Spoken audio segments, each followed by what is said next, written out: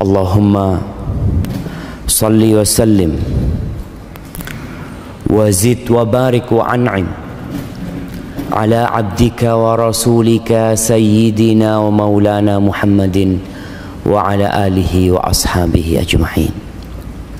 Ya Allah, semoga salawat dan salam, berkah dan nikmat senantiasa Engkau curahkan untuk hamba kekasih-Mu, untuk baginda Nabi kita Muhammad alaihi salatu wassalam, untuk keluarga beliau, untuk istri-istri beliau, untuk putra-putri beliau, dan untuk seluruh sahabat Nabi. Semoga Allah meridai kita bersama mereka. Amma ba'd, jamaah rahimakumullah. Hari ini tanggal berapa? Tanggal berapa? Nah, mahabbati fillah, hari ini tanggal 3 apa tanggal 2?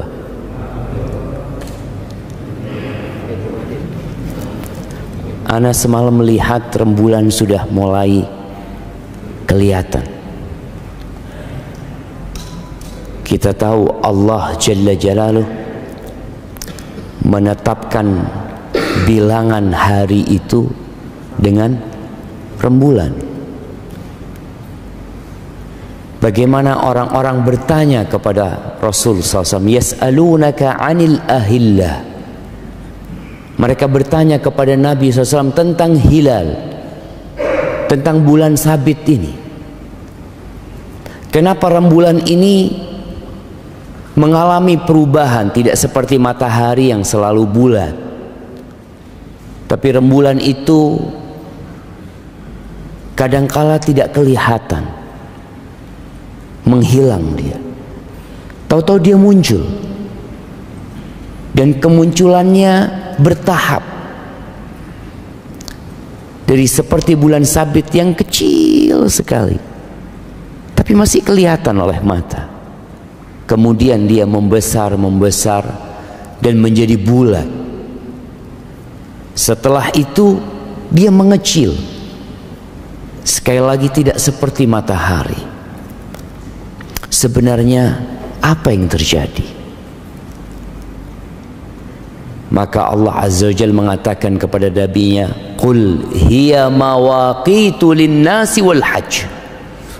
Katakan kepada manusia bahwa rembulan itu adalah perhitungan waktu untuk manusia,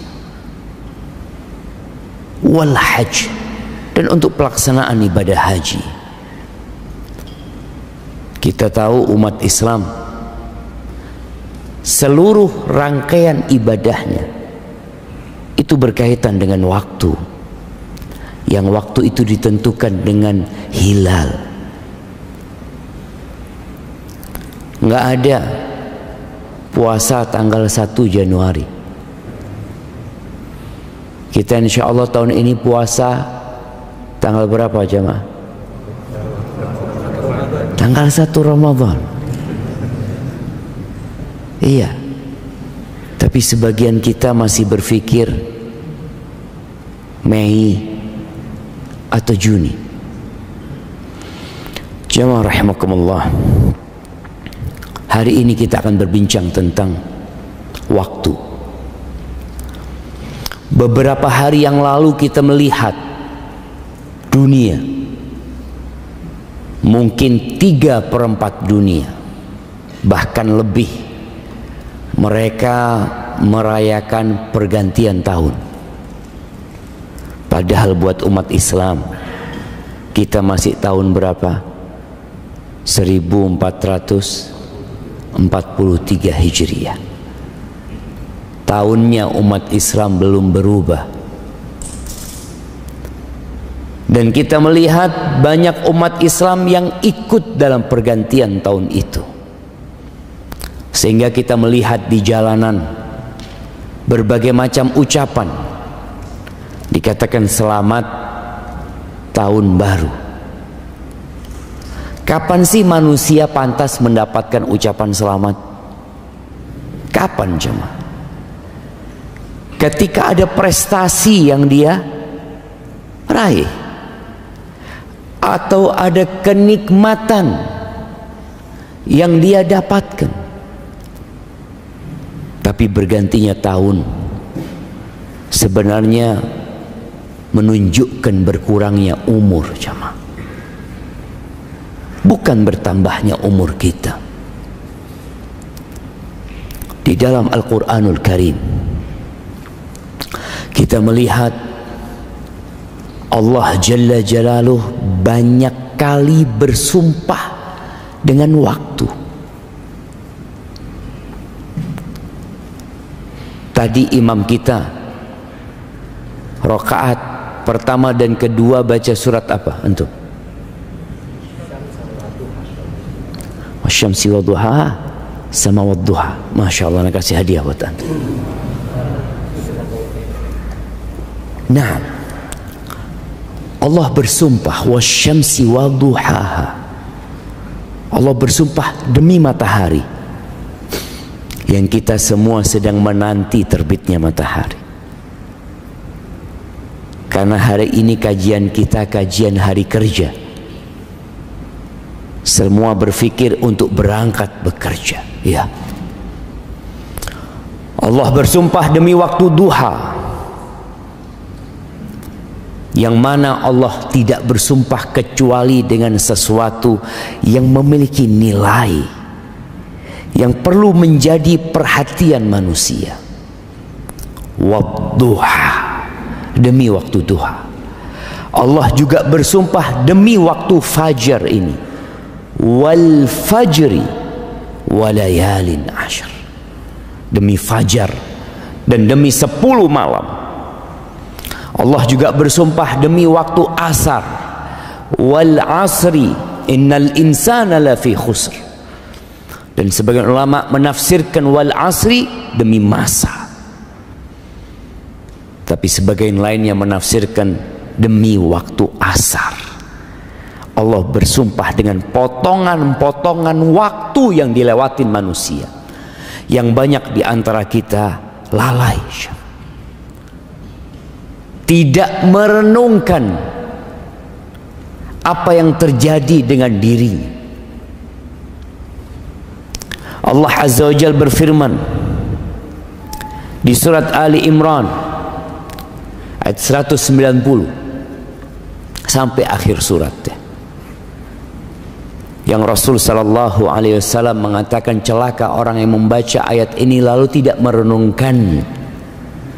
Allah mengatakan inna fi khalqis samawati wal ard wa ikhtilafil laili wan nahar la ayatin liulil albab. Sesungguhnya dalam penciptaan langit dan bumi, pergantian malam dan siang, kita berada di masa pergantian itu. Kita berada di waktu tatkala malaikat malam hari akan naik dan malaikat siang hari turun,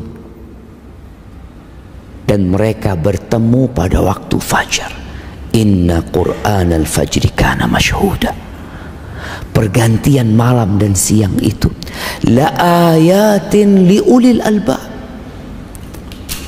Ada tanda-tanda kebesaran Allah, ada tanda-tanda keesaan Allah Jalla Jalaluh,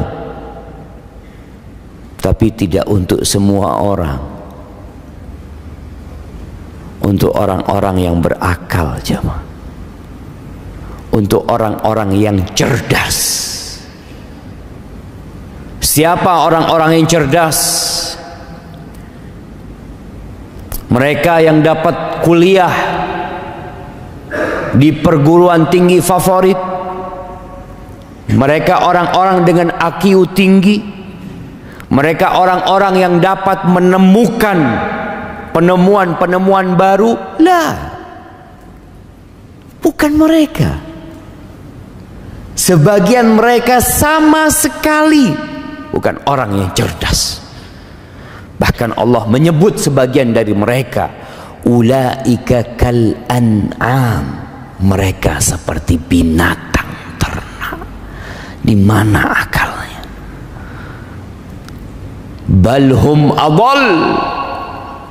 Mereka orang-orang yang lebih sesat daripada binatang. Bagaimana dikatakan cerdas? Allah mengatakan orang-orang yang berakal sehat, alladzina yadhkuruna Allah qiyaman wa qu'udan wa ala junubihim wa yatafakkaruna fi khalqis samawati wal ard rabbana ma khalaqta hadza batilan subhanaka faqina adzaban nar. Orang yang berakal sehat adalah orang yang senantiasa mengingat Allah dalam kondisi berdiri, dalam kondisi duduk, dalam kondisi rebahan. Ini orang cerdas. Kenapa? Karena dia tahu bahwa waktu dia di dunia hanya sebentar. Kita hadir di muka bumi ini berapa tahun? Ya, Anda mau kasih hadiah buat yang paling tua hari ini. Nah, ada yang 90 tahun. Udah habis. Iya. Kadang-kadang udah habis. Udah nggak ada. Yang 80 tahun.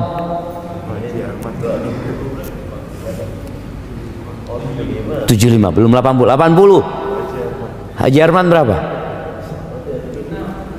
76. Kurang masih. 8 Masya Allah. Ini orang langka, kita kasih hadiah jemaah. Fadal, dikirimkan ke belakang. Wallahi sahih jemaah. Mana izin minum, subhanallah. Alhamdulillah. Udah nyampe bukunya. Nah, mahibbati fillah. Dia berfikir, wa yatafakkaruna fi khalqis samawati wal ard. Dia memikir penciptaan langit dan bumi. Tadi pergantian malam dan siang. Tahu-tahu dia berada di umur yang sudah tua. Dan sebagian anaknya sudah mati. Dia yakin bahwa kehidupan ini tidak sia-sia. Allah menciptakan semua ini dengan tujuan. Disinilah dikatakan orang cerdas, tatkala dia tahu dengan tujuan dia diciptakan. Orang ketika berjalan di muka bumi ini, lalu dia ditanya, kamu mau kemana? Gak tahu. Ana ikut orang-orang. Orang-orang berjalan, orang-orang bekerja, orang-orang membangun, aku pun ikut seperti mereka. Orang-orang menimbun hartanya, aku pun menimbun hartaku. Orang-orang belanja, aku pun belanja. Tunggu dulu, engkau mau kemana? Orang yang cerdas tahu dengan tujuannya. Dia mengatakan, Rabbana ma khalaqta hadza batilan. Ya Allah, engkau tidak menciptakan semua ini dengan sia-sia. Enggak ya Allah. Subhanak faqina adzaban nar. Selamatkan kami ya Allah dari api neraka. Ahibati fillah. Sebenarnya modal kita hidup itu bukan harta. Sebagian orang berpikir ketika bekerja, ana butuh modal, Ustaz. Gimana ana akan menjadi orang sukses kalau ana nggak punya modal? Betul.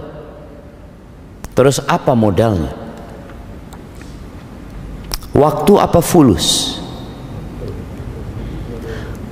Fulus kita melihat orang-orang kaya raya, triliunan uangnya mati. Padahal kalau bicara engkau masih punya modal yang banyak gitu loh. Masih modalmu ini banyak sekali. Tapi waktu dia habis.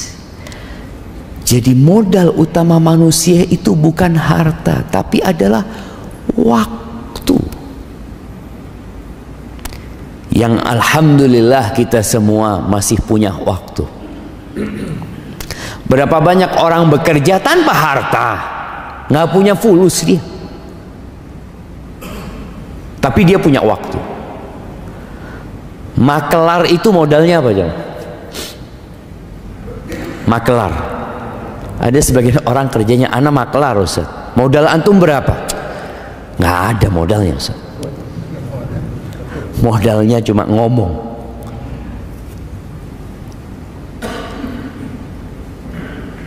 Dan sebagian orang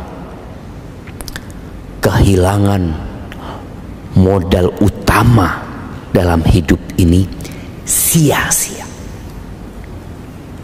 Sebagian kita hidup 50 tahun tidak pernah mengenal masjid. Dia hidup bergelimang harta, tapi ketika azan dikumandangkan dia tidak pernah datang ke rumah Allah Azza wa Jalla. Iya. Tapi ke tempat kerjanya dia nggak pernah telat. Bahkan dia dikatakan oleh tempat dia bekerja sebagai pekerja teladan. Ini orang nggak pernah telat, disiplin. Disiplin untuk apa? Disiplin untuk membinasakan diri. Dia tidak disiplin untuk menyelamatkan dirinya sendiri. Ahibati fillah, kita lihat ada amalan-amalan yang berkaitan dengan waktu di dalam hidup kita. Salat subuh, waktunya ditetapkan. Sebagian saudara kita masih tidur sekarang, coba. Waktu subuh itu ketika terbit fajar shadiq sampai terbitnya matahari. Setelah itu ada waktu duha. Ada orang melaksanakan ibadah di waktu duha. Orang-orang bekerja mungkin di waktu duha. Setelah itu ada waktu duhur, yang kita diikat supaya ingat sama Allah selalu. Orang ketika sibuk dengan pekerjaannya, dia istirahat. Kita melihat sebagian pekerja tatkala istirahat, dia berpikir makan, dia berpikir ngobrol, dia berpikir untuk selonjoran. Muslim berpikir untuk mengabdi kepada Allah Azza wa Jalla. Kemudian dia bekerja kembali. Setelah itu datang waktu asar, diingatkan lagi dia dengan Allahu Akbar, Allahu Akbar. Diingatkan kembali dengan kesaksian dia, asyhadu an la ilaha illallah, asyhadu anna Muhammad Rasulullah. Diketuk hatinya dengan panggilan hayya 'alas shalah, hayya 'alal falah. Subhanallah. Terus agar dia tidak sibuk menghabiskan waktunya untuk mengumpulkan harta, yang harta itu akan dia tinggal selama-lamanya. Ketika selesai bekerja, pulang menuju ke rumahnya, diingatkan lagi dengan kebesaran Allah Jalla Jalaluh. Allahu Akbar, Allahu Akbar. Semuanya kecil, nggak ada yang besar, jemaah. Diingatkan lagi dengan kesaksian kita, asyhadu an la ilaha illallah, asyhadu anna Muhammad Rasulullah. Dipanggil lagi hayya 'alas shalah, hayya 'alal falah. Tapi banyak manusia yang tidak menggubris panggilan Allah Jalla Jalaluh, yang lupa dengan ikrar dia sebagai hamba Allah Jalla Jalaluh. Isya pun seperti itu. Ketika dia hendak tidur, diingatkan kembali dengan waktu dia. Bagaimana dia berdoa, bismikallahumma amutu wa ahya. Karena kita nggak pernah tahu apakah esok hari kita akan dapat melihat mentari. Tak ada yang tahu. Maka seorang muslim memulai waktunya di pagi hari dengan mengingat Allah Jalla Jalaluh, dan dia mengakhiri waktunya dengan mengingat Allah Jalla Jalaluh. Itu orang yang cerdas. Ahibati fillah, di dalam Al-Quranul Karim ada sebuah surat yang seharusnya menjadi perhatian kita agar kita tidak termasuk dari kelompok yang Allah sebutkan. Surat ini namanya Suratul Munafiqun. Surat tentang orang-orang munafik, yang Nabi SAW mengatakan athqalus salati alal munafiqin salatul isya wa salatul fajr. Salat yang paling berat buat orang-orang munafikin untuk mengerjakannya di rumah Allah ini jamaah, itu salat isya dan salat fajar. Terkadang tetangganya masjid yang tinggal melangkah 50 meter, melangkah 100 meter, melangkah mungkin jauh 500 meter, nggak pernah nyampe masjid di waktu subuh. Kerjanya di airport. Berapa jauh airport dari sini? 10 kilo lebih, nyampe sampai ke sana. Ada yang kerjanya jauh, sampai ke rumah Allah nggak nyampe. Orang-orang munafik sholat apa enggak? Sholat, tapi malas. Idza qamu ila salati qamu kusala yura'unan nas. Mereka sholat tapi dengan malas melaksanakan sholat itu, dan ria, ingin pamer aja.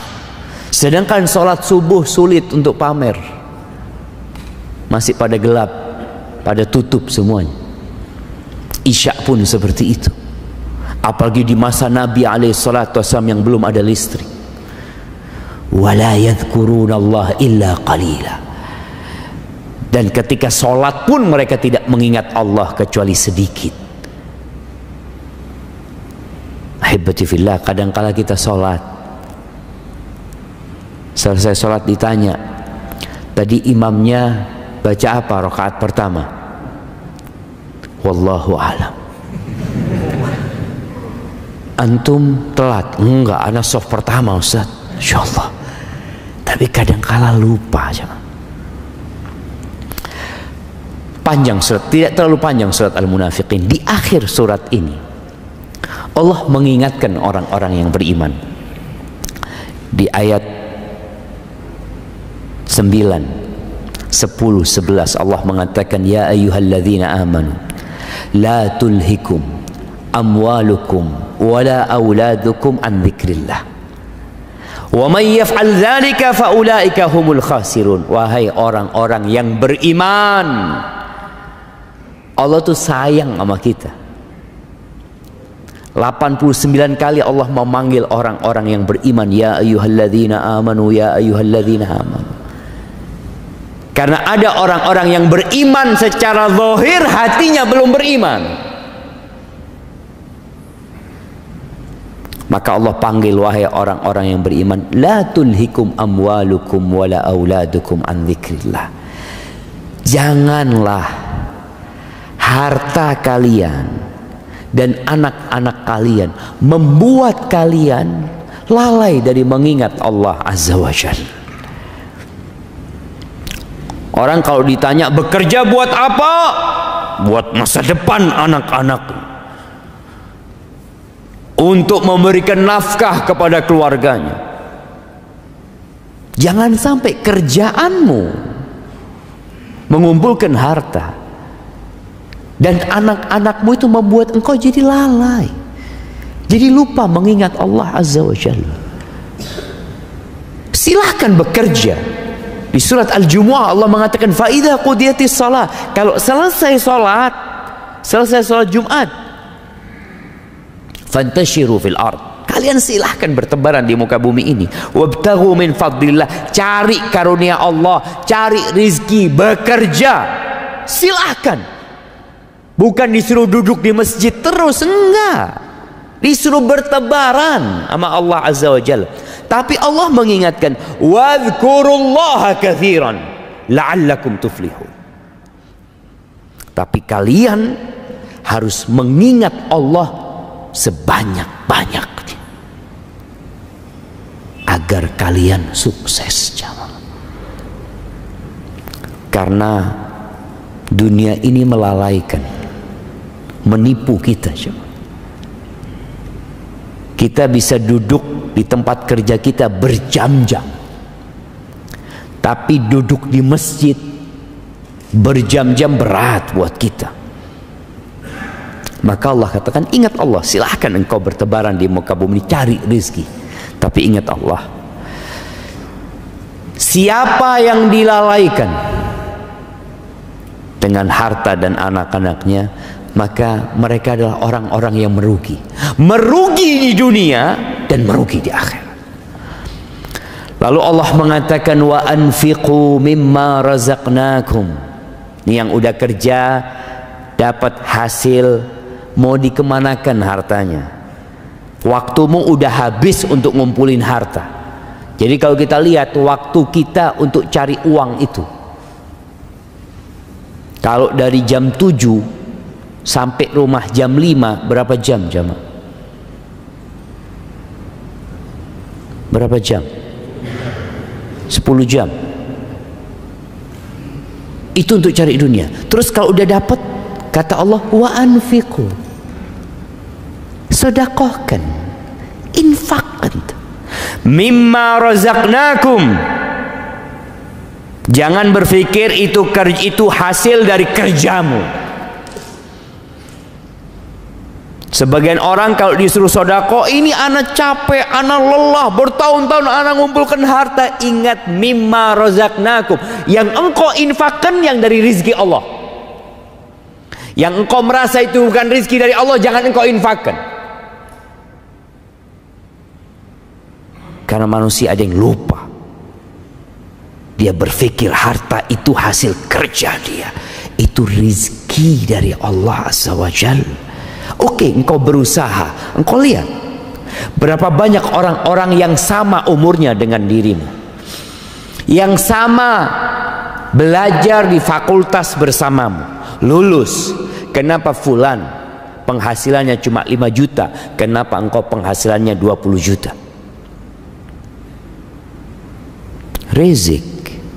Rizki itu Allah yang kasih, maka infakkan dari apa yang kami rizkikan kepada kalian. Min qabli an ya'tiya ahadakumul maut, sebelum waktunya habis, sebelum datang kematian kepada salah seorang di antara kalian. Fayaqula rabbi, lalu ketika datang kematian itu, dia tahu malaikat-malaikat pencabut nyawa sudah hadir, hendak mencabut nyawanya. Maka dia mengatakan kepada Allah, Rabbi, wahai Rabbku, laula akhartani ila ajalin qarib, ya Allah, kalau engkau kasih aku waktu sedikit, tunda kematianku sedikit aja. Dia bukan hendak hidup berhari-hari, enggak, dia hanya minta waktu sedikit. Mau ngapain, jamaah? Fa'asaddaq, tujuannya cuma sedekah. Dia bukan minta kepingin sholat ke masjid, enggak. Kalau sholat ke masjid dia harus keluar rumahnya, berwudu, jalan, butuh waktu lama. Dia cuma kepingin sedekah. Sedekah itu tinggal ngomong, ya mah. Keluarkan itu harta, kasihkan ke fulan. Berapa menit orang tinggal ngomong kayak gitu, ya mah? Sebentar. Atau sekarang dia tinggal ambil handphonenya, dia tinggal transfer. Masya Allah, sekarang sebagian masjid untuk sedekah itu pakai barcode juga, jemaah. Scan scan di sini. Insyaallah. Butuh berapa detik jemaah? Ini orang minta waktunya diundur sedikit. Fa asaddaq wa akun minas sholihin. Dan aku jadi orang-orang soleh. Ini menunjukkan bagaimana orang yang hendak meninggal dunia memiliki angan-angan untuk ditambah umurnya demi tujuan bersedekah. Tapi kita sekarang umurnya masih ada, belum mati kita. Kita pakai buat apa umur kita ini? Tapi kata Allah, wala yuakhirallahu nafsan idza jaa ajaluha. Nggak ada. Orang kalau sudah datang ajalnya, nggak ada ditunda waktunya, diundur waktunya, enggak. Wallahu khabirun bima ta'malun.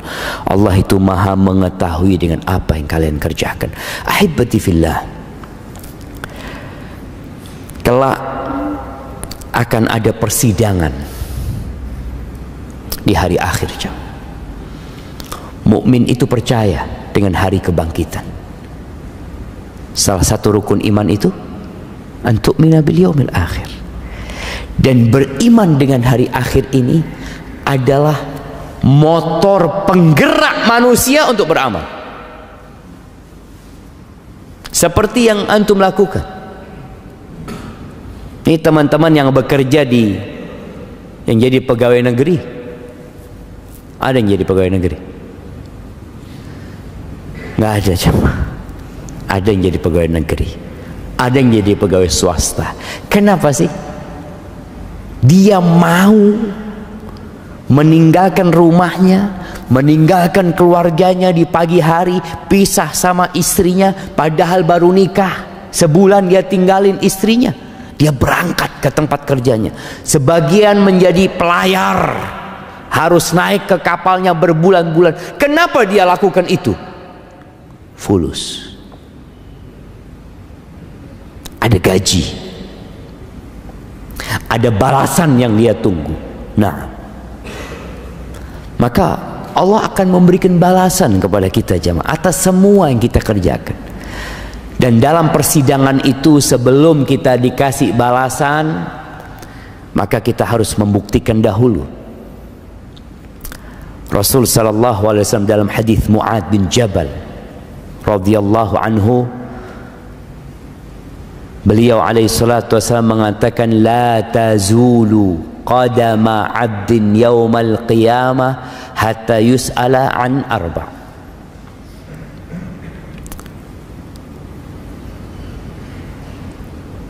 Telapak kaki anaknya Adam ini pada hari kiamat tidak akan bergeser sampai dia ditanya 4 pertanyaan. Yang pertama, an umrihi fima afna. Yang pertama ditanya adalah umurnya dipakai buat apa. Ada yang Allah kasih umur 60 tahun. Subhanallah. Dalam hadis riwayat Bukhari, Nabi alaihi salatu wasallam mengatakan, qad a'dzarallahu ila mri'in. Allah telah memberikan uzur yang cukup ya buat seorang hamba yang dikasih umur 60 tahun. Akan ditanya, buat apa umurmu? Yang umurnya 20 tahun ya akan ditanya umurnya dibuat apa. Ada yang sampai umur 60 tahun masih menghabiskan waktunya dengan yang sia-sia. Sekarang ini sarana untuk menghabiskan waktu dengan sia-sia banyak sekali jemaah. Anda kan pernah ngelihat orang sudah sepuh main game jemaah. Di pesawat Anda lihat, ya Allah, ini orang berapa umurnya? Iya. Tapi man syabba ala syai' syaba alaih. Barang siapa yang memulai waktunya dengan sesuatu yang sia-sia, dikatutkan sampai tua sia-sia waktu. Yang kedua, wa an syababihi fima ablah. Ditanya umur secara umum sejak dia baligh tentunya. Lalu akan ada pertanyaan khusus tentang masa mudamu. Dipakai buat apa? Ketika engkau masih muda, engkau kemana? Kalau orang sudah sepuh, sudah tua, memakmurkan masjid, itu wajar. Wajar. Tadi Allah sudah kasih waktu yang panjang buat dia. Tapi anak muda hadir di majelis ilmu di waktu subuh ini spesial banget. Maka siapkan jawaban antum untuk masa muda.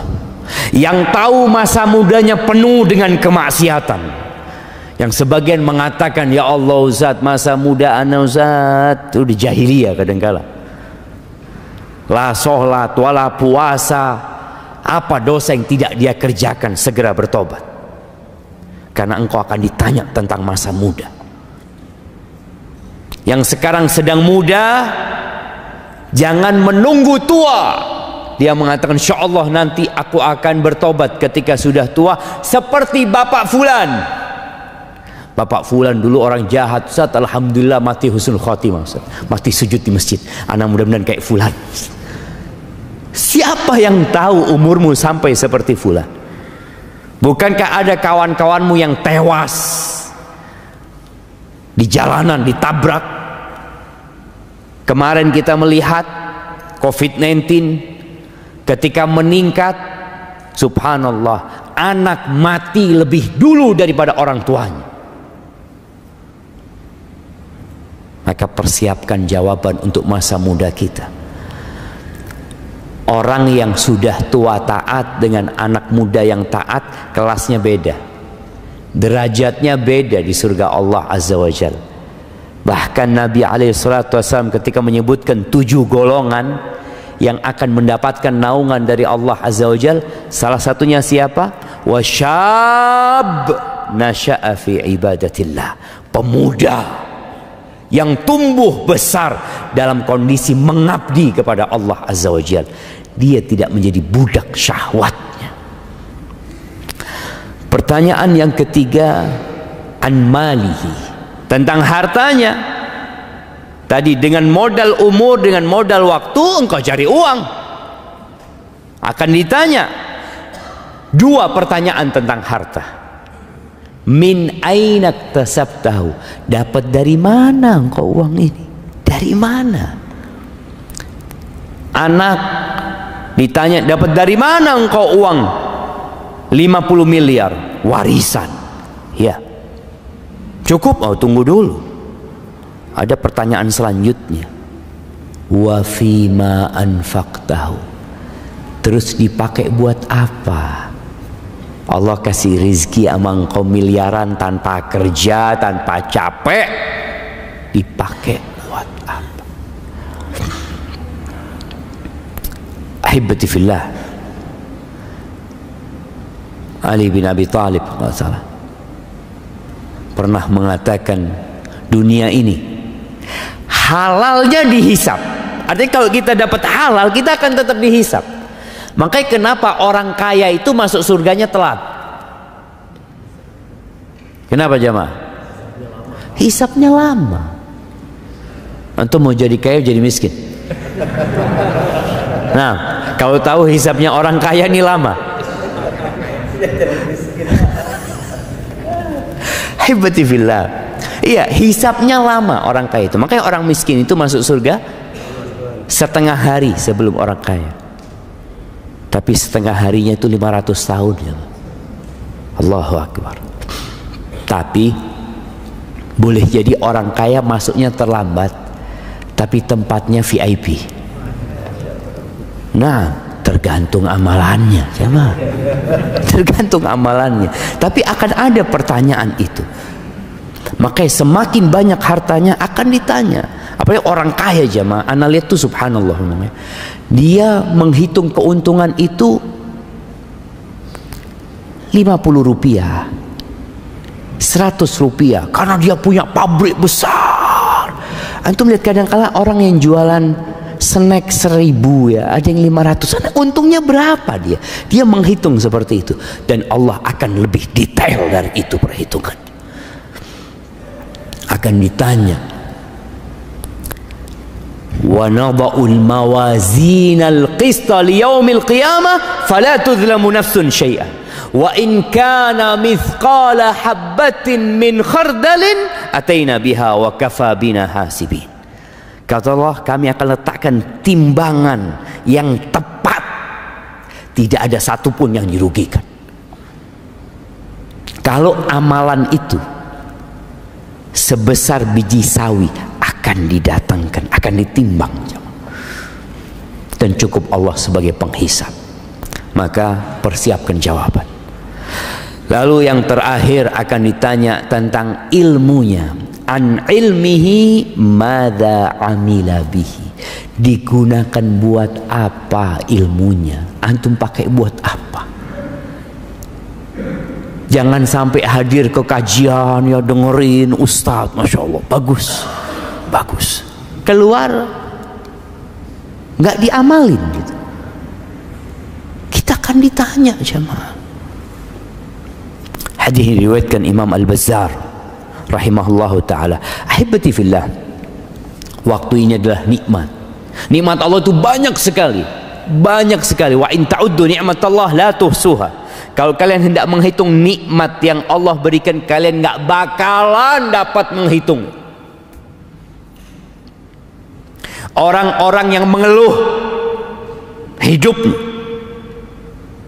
yang merasa sudah jatuh ketimpa tangga, seakan-akan tidak pernah nyaman hidupnya, lihat nikmat Allah padamu. Mungkin sebagian orang nggak bisa berdiri, lumpuh, stroke, tapi ingat dia masih bisa melihat. Nikmat Allah itu banyak. Dia masih bisa berbicara, dia dapat mendengar. Ada orang yang buta, ada orang yang tuli,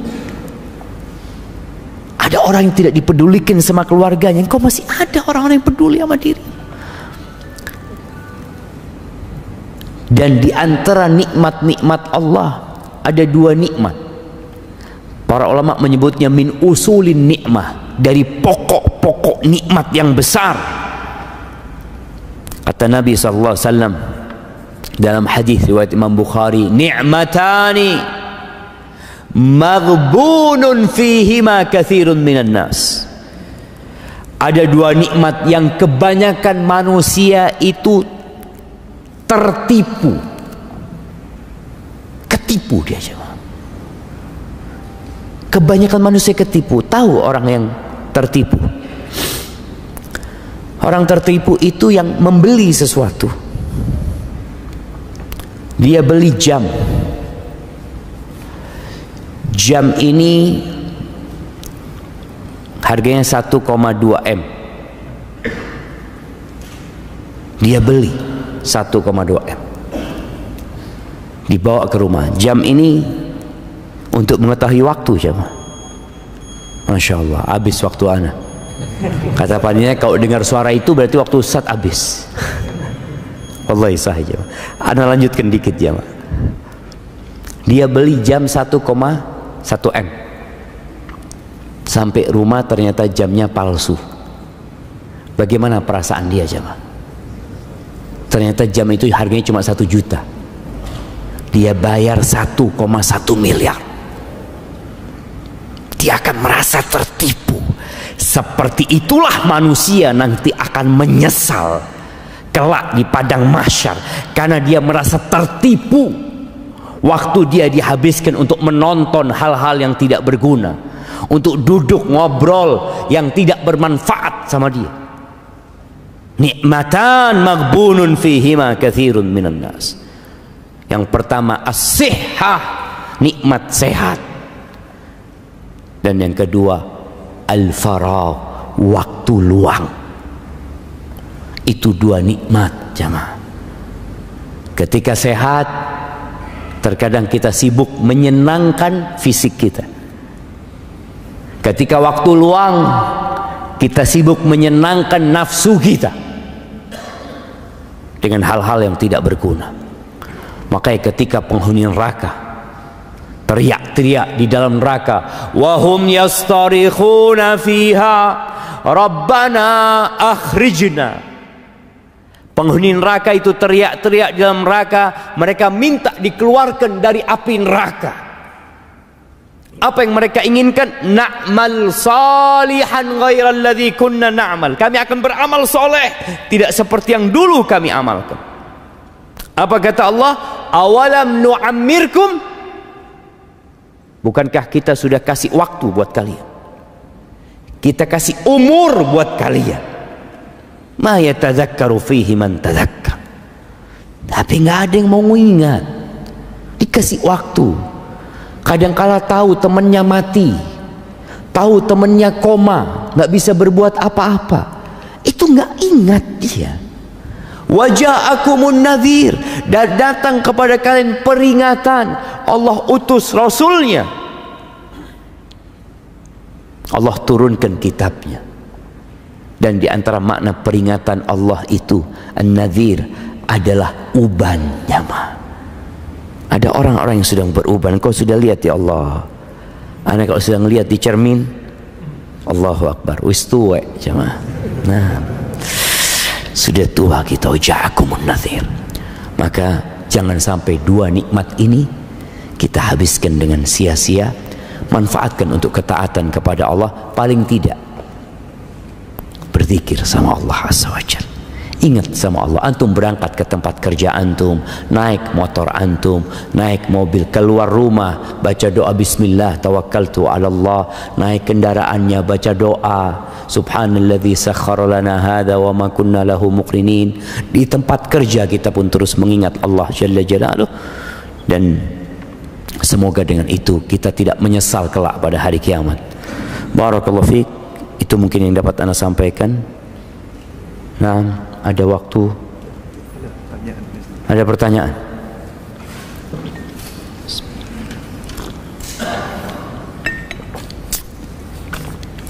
Baik jamaah, Ana akan ambil waktu antum 10 menit sebelum berangkat kerja semuanya nih jamaah.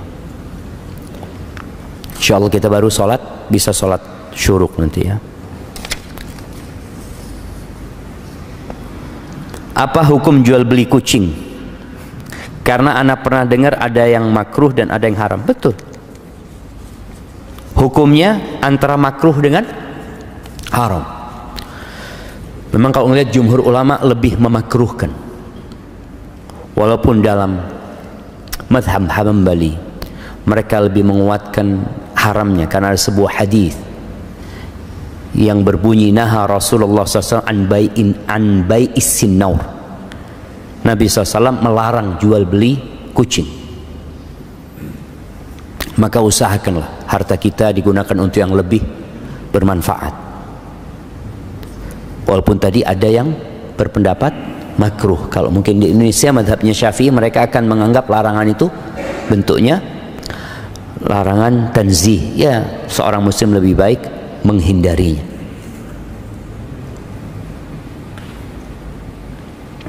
Assalamualaikum Ustaz, afwan izin bertanya, jika di lingkungan ana masih banyak yang sering mengucapkan selamat atas bertambahnya umur, bagaimana ana menyikapi ucapan tersebut? Jika ana sudah mengingatkan dan tidak usah ucapkan itu pada ana, mohon pencerahannya. Mungkin antum ingatkan, umur ana ini bukan bertambah tapi berkurang. Berkurang cuma. Maka seharusnya, ya apalagi sekarang orang itu mengingat tanggal lahir pakai tanggalan Masehi, maka dirubah sekarang. Orang tua ketika anaknya lahir tolong dicatat tanggalan hijriahnya, kapan dia lahir. Ya, dengan cara itu paling tidak kita sudah berusaha untuk memberikan pemahaman kepada kaum muslimin bahwa umat Islam itu penanggalannya hijriah. Kalau kita sudah ingatkan kepada saudara kita, ya sudah kita. Kadangkala yang mengucapkan selamat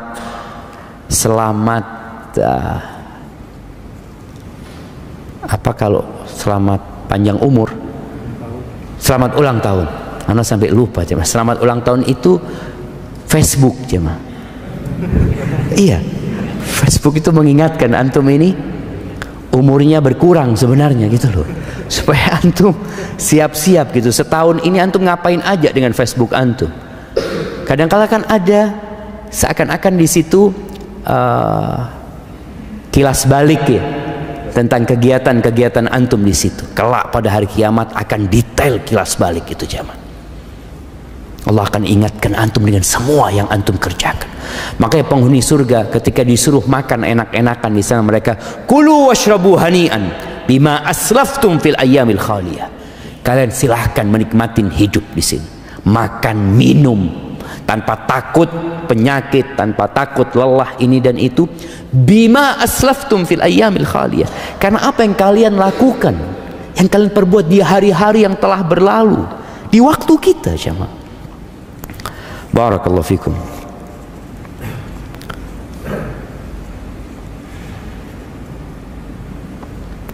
Ustaz mau bertanya bagaimana dengan fenomena orang yang mempunyai boneka bernyawa jemaah.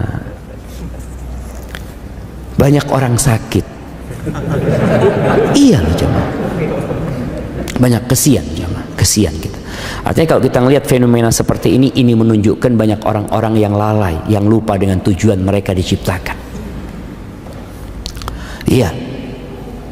Al-malu wal banun zinatul hayatid dunya. Harta dan anak laki-laki itu perhiasan kehidupan dunia. Nah, orang itu kepingin punya anak. Beberapa waktu yang lalu heboh fenomena dari barat juga apa? Child free atau free child. Iya, child free yang nggak mau punya anak.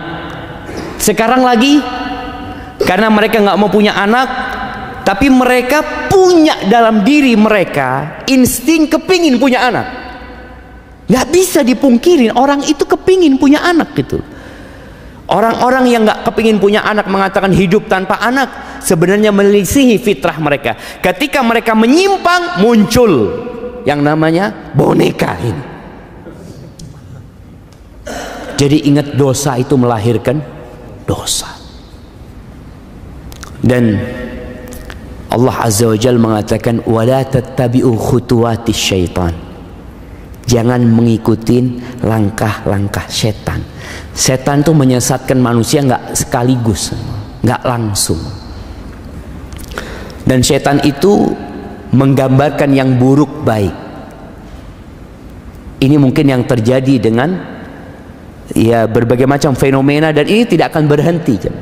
Fenomena ini tidak akan berhenti, akan terus ada muncul yang baru sampai kelak kiamat dan setan akan ceramah di atas mimbar. Allah kasih mimbar setan dari api. Ketika orang-orang mencela mereka, ini gara-gara setan, gara-gara iblis, gara-gara kata iblis, fala talumuni, kalian jangan nyalahkan ana. Terus apa nih? Walumu anfusakum, kalian salahkan diri kalian sendiri. Aku tuh kata iblis gak punya kekuasaan untuk menyesatkan kalian.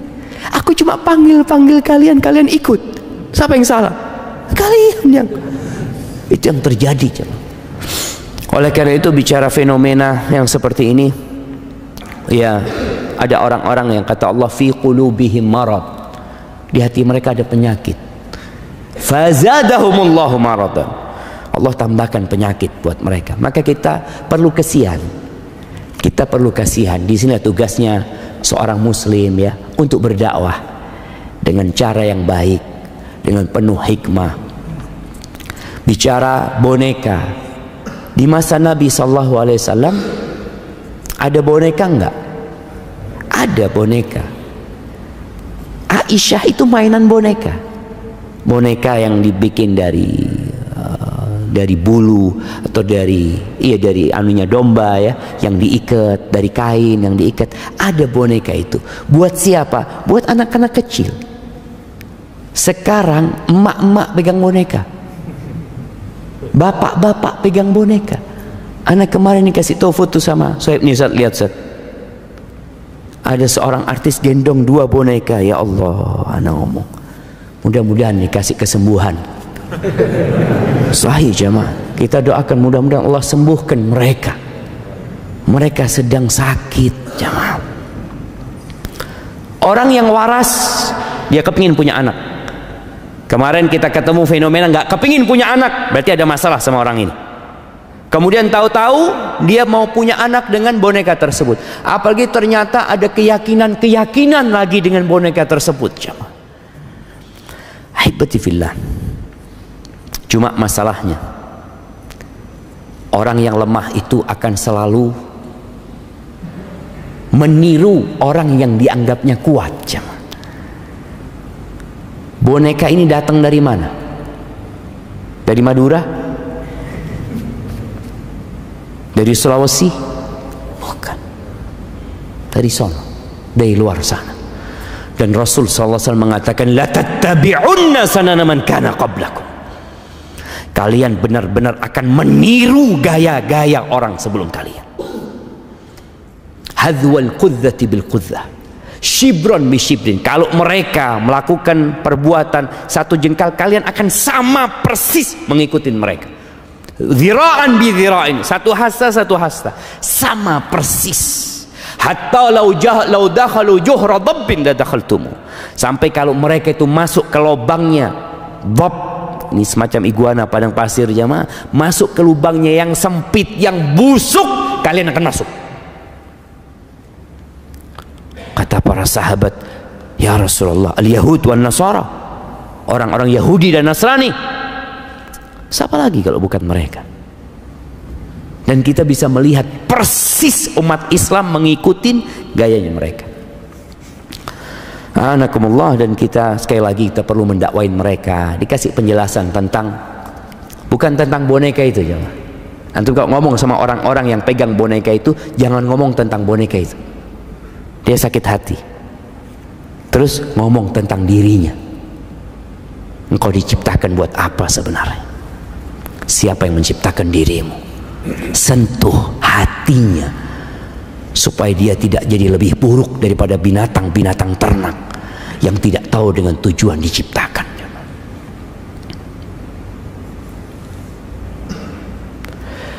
Apakah boleh kita berwasiat kepada keluarga dengan wasiat, jika aku meninggal tiba-tiba tolong sebagian harta yang ada sedekahkan atas namaku, entah itu mobil atau rumah, yang penting tidak semuanya. Boleh jamaah. Ini sedekahnya orang bakhil, tapi boleh. Allah kasih hak. Nabi SAW pernah mengatakan, ketika ditanya sedekah yang paling mulia, beliau mengatakan, anta saddaqa wa anta sahihun syahih takhshal faqra wa ta'mulul ghina. Sedekah yang paling mulia adalah sedekah ketika engkau sehat dan berambisi. Orang sehat punya ambisi, pengen ini, pengen itu, masya Allah. Engkau takut dengan kefakiran dan berharap kekayaan. Itu sedekah yang paling mulia. Jangan sampai engkau sedekahnya itu ketika ya sudah mau mati, ya udah sakit, ini itu, dia mengatakan ini wasiat buat fulan, wasiat buat fulan, jemaah ya. Tapi nggak apa-apa jemaah. Nih buat orang-orang yang bakhil, paling tidak antum sedekah setelah mati. Iya, masih ada pahalanya, beda tentunya, pahalanya berbeda, tapi tetap ada pahalanya gitu. Dan diperbolehkan sepertiga, antum wasiatkan kepada keluarga, tapi wasiatnya jangan ngomong kalau aku mati tiba-tiba. Kalau matinya sakit, dong jangan gitu loh. Ini mati tiba-tiba jemaah.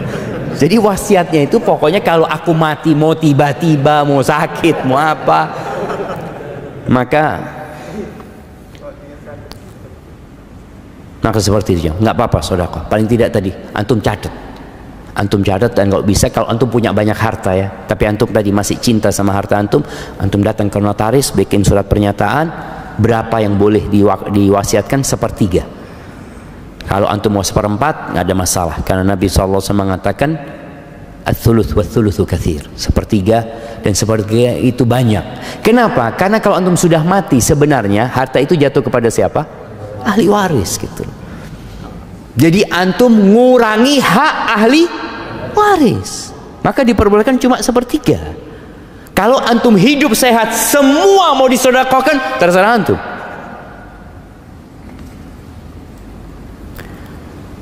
Bagaimana caranya? Kita punya anak yang sudah dewasa, bila disuruh sholat di masjid atau musola, mereka berat sekali untuk sholat berjamaah. Ya, orang tua sabar. Ahibati fillah, Allah Azza wa Jal ketika menyuruh sholat ini, Allah mengatakan wa'mur ahlaka bis salati wastabir 'alaiha. Suruh keluargamu sholat dan engkau sabar. Sabar dalam menegakkan sholat, sabar dalam mendakwain anak untuk sholat. Boleh jadi kesalahan itu terjadi sama orang tua. Orang tua ini ketika anaknya kecil nggak disuruh ke masjid, padahal Nabi SAW nyuruh orang tua agar memerintahkan anaknya sholat sejak umur 7 tahun. Dia nggak ngerjain itu nih orang tua, sampai akhirnya anaknya udah nggak pernah ke masjid. Wallahi jamaah, terus terang, kita itu nggak diajarin sholat ke masjid. Kita diajarin ke masjid itu cuma Jumat, bas. Sampai anak di pesantren dulu, pulang dari pesantren, ya nggak ke masjid juga. Sholat di rumah. Ke masjid kapan? Jumatan. Jadi kadangkala ada orang tua yang memang ya belum ngerti dahulunya, sehingga kalau anaknya berat ke masjid, orang tua hendaklah bertobat kepada Allah Azza wa Jalla, karena ada kesalahan dia dalam mendidik anaknya. Dia beristighfar sambil terus mengatakan kepada anaknya, nah Abah minta maaf ya, Abah seharusnya ngajarin engkau itu sejak umur 7 tahun, memerintahkan kepadamu. Jamaah, kelak anak ini juga bisa nuntut orang tuanya pada hari kiamat. Orang tua itu akan dimintain pertanggungjawaban tentang anaknya. Maka paling tidak orang tua duduk sama anaknya, sekali-kali bawa anaknya ke kuburan, bukan ke masjid. Ayo nak ikut Abah. Abah belum waktunya sholat, iya tenang, bawa ke kuburan. Ingatkan bahwa kita akan meninggal dunia, sentuh hatinya. Nggak ada yang dibawa nak. Engkau di rumah, kalau sholat di rumah pahalamu cuma dapat sedikit, nah, cuma 1. Di masjid itu 27. Langkahmu, setiap langkah itu diangkat derajatnya, dihapuskan dosanya. Subhanallah. Dan nggak lama, sampaikan kepada anaknya, nah engkau bisa main bola mungkin, nah. Main bola engkau 45 menit kali 2, engkau nggak capek. Kau berangkat sama kawan-kawanmu, masa ke rumah Allah ya. Jadi disentuh hatinya, bukan cuma diperintah. Karena orang tua, ayo ke masjid, duduk kasih penjelasan. Semoga Allah membuka hatinya. Kayaknya waktu anak udah habis ya mah. Minta maaf pertanyaan-pertanyaan yang belum bisa dijawab. Semoga pertemuan kita hari ini, perkumpulan kita ini perkumpulan yang dirahmatin oleh Allah Azza wa Jal, dan perpisahan kita perpisahan yang dijaga, dan semoga Allah mengampuni dosa-dosa kita. Subhanakallahumma bihamdika asyhadu an la ilaha illa anta astaghfiruka wa atubu ilaik. Assalamualaikum warahmatullahi wabarakatuh.